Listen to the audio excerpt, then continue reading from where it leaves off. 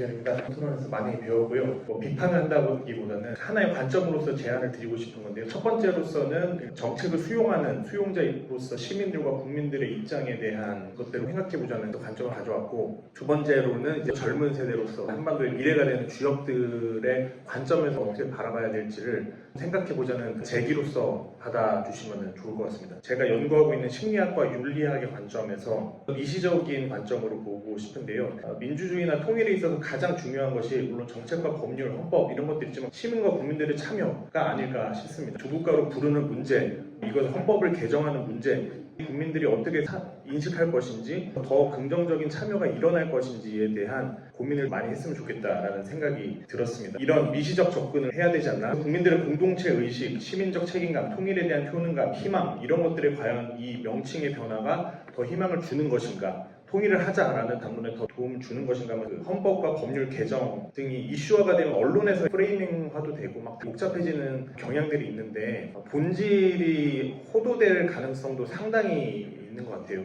특히 정치권으로 이야기가 들어가면은 이게 시민들에게 왜 이것을 이야기하는지, 결국에는 평화 통일로 가기 위한 것이다라는 것이 좀 방점이 찍혀서 되면 좋겠다라는 생각이 좀 들었습니다. 두 번째로는 이제 기대효과보다는 역효과의 가능성이 있을 수 있다라는 생각을 해봤으면 좋겠습니다. 양국 체제와 이국가 명칭을 할 경우에 이것이 북한의 긍정적인 변화를 가져올 것인가, 혹은 남한 사회의 이념 갈등을 감소시킬 것인가, 국민들이 통일을 더욱 현실적으로 느낄 것인가, 바람직한 목표로 인식하게 될 것인가, 반대의 가능성도 배제할 수 없다. 첫 번째 이제 지점인데요. 세대 당사자이자 연구자로서 베이비 부머 세대 이후 세대부터는 윤리성이 많이 떨어집니다. 공동체 의식도 떨어지고 실제 연구 결과가 그렇습니다. 그러니까 시대적인 배경이 있는데 전 세계적 경제 위기, 2010년대 금융 위기, 지금 AI로 대체되고 있는 취업이나 노동 시장 이런 것들을 고려해 볼 때 이 시민들의 의식은 파편화되고 있고요. 공동체 의식이 약화되고 있어서 통일 담론을 젊은 세대들과 이야기해 보려고 할 때 대부분은 관심이 없습니다. 사실은 관심이 없어서 이런 얘기를 안 해야 된다는 건 아니지만은 민청학년 세대나 민주화운동 세대에게 남북 분단 체제를 이용하는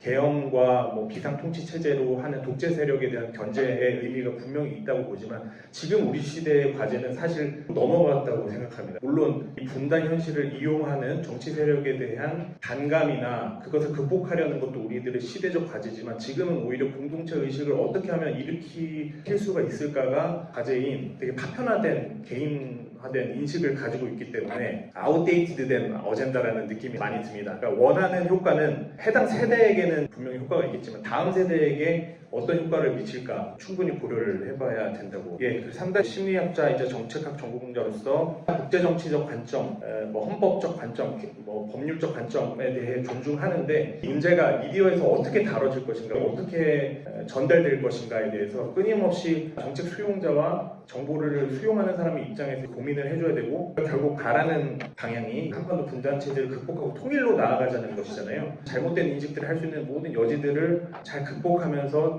토론을 이어나갈 수 있도록 그 미세한 조정들이 많이 일어나야 되지 않을까. 시민 참여를 촉진시켜서 시민 참여 중심으로 기본적으로 매우 찬성합니다. 이 담론이 안정된 분단 상태를 먼저 구축하고 추후에 안정된 상태에서 평화를 추구했다는 이 주장이다라고 저도 이해를 하고 있고, 그렇다면 분단 상태가 안정이 됐는데 그 상태에서 MZ세대가 통일을 원할 것인가에 대한 논의가 지금 필요한 게 아닌가. 이 안정된 분단 상태를 우리가 구축을 할 때 이것이 오히려 분단 세력의 봉쇄와 단절을 위한 핑계와 면죄부가 될 수 있지 않나, 그 문제의식에 동의를 하게 됩니다. 시민 참여 중심의 동북아 평화체제를 어떻게 구축할 것인가를 더 고민해야겠다는 생각이 들었고요. 마지막으로 저 역시도 이제 북한에서 헌법 개정을 했다고 해서 남한에서의 헌법 개정과 같은 정도의 정책적 변화라고 인식하고 있지는 않습니다. 외교적 수사에 준하는, 우리를 공격하려는 외부에 지키겠다는 의사표현으로 보이지 이것이 근본적인 남북한의 체제를 체질적으로 바꾸겠다, 통일을 포기했고 우리는 두 국가로 살겠다라고 한 것이라고 인식이 되지는 않아서 북한으로서 미국의 동아시아 갈등이나 침략 가능성을 보고 이거를 경계하는 것이 아닌가, 그것에 대해서 너무 과대해서 해석한다면 역효과들을 일으키면서 오히려 기대하지 않았던 효과들이 일어날 수 있지 않나, 그런 부분을 충분히 고려해야 되겠다. 하지만 이게